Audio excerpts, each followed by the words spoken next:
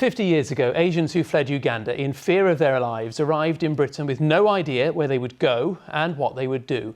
Like thousands of people, Rasila Ben-Anulkut arrived at Stansted Airport with her husband and 2 young boys. Well, she was filmed just moments after the plane landed, and we managed to track her down to Peterborough. She told RAJIV POPAT that despite feeling bitterly cold, she breathed a huge sigh of relief that she was finally safe.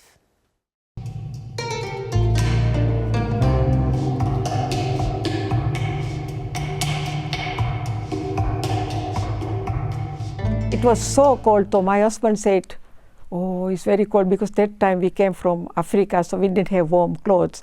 So my husband gave his jacket, and I covered my son with a jacket. And then I was just walking, and I don't know where they are taking us. I was just walking with other people to go to reception somewhere else. And it was a hard feeling that what's going to happen now. Would you like to get all Asians out, really, sir? Yes. They must go to their country. Even nationals of Uganda? If they want to go, they are welcome to go.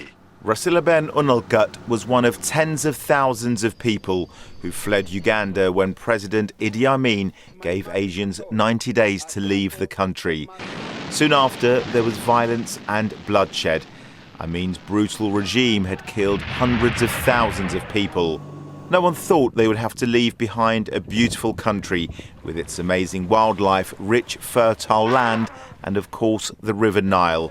But fearful for their safety, they left. What was your first thought as you came off the plane and you were in this country? It was my feeling that, oh, we are safe here now. We just left that all these things happened to us. And we might be safe here. That's what my feeling, that we'll be safe here now. It was a huge relief. Huge relief. Today, Mrs. Anulkut is meeting members of the Kodja Shia Ithanashri Mosque in Peterborough for the first time. Like her, they moved here after the expulsion.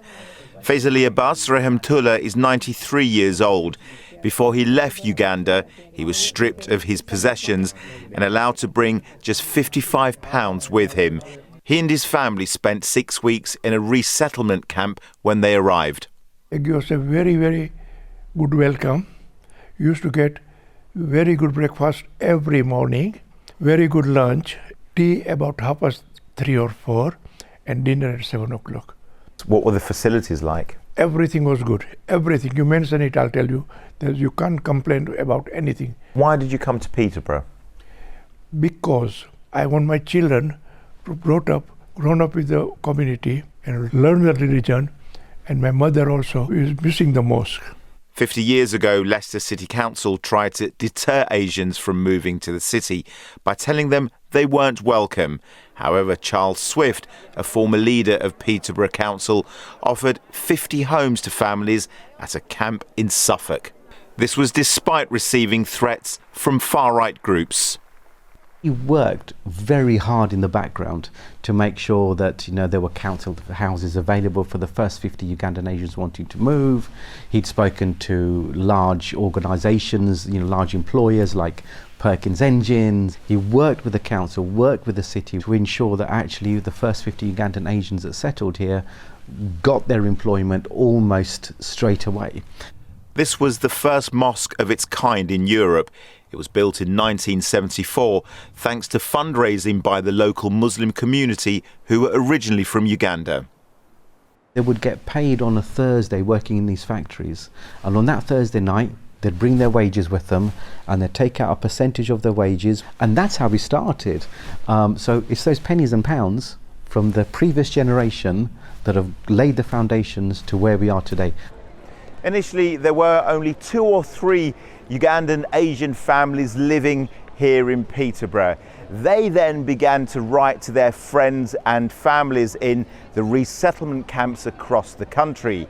And as you can imagine, it didn't take long before they started to move here. We were the first ones, and my brother was he was the one who organized a lot of people to settle in Peterborough, because we spoke English language, and that made things easier for us. Kishore LADWA was mad about cricket and represented Uganda across East Africa. Were you a bowler or batter? I used to do both, all round. He was 16 when he arrived in Britain. 3 months later, he was playing for Peterborough Town Cricket Club and became a bit of a celebrity.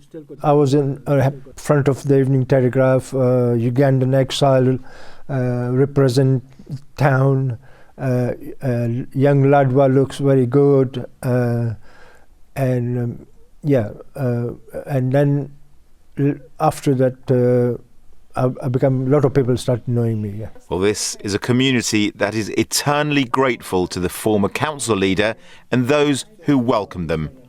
RAJIV, POPAT, ITV News, Peterborough.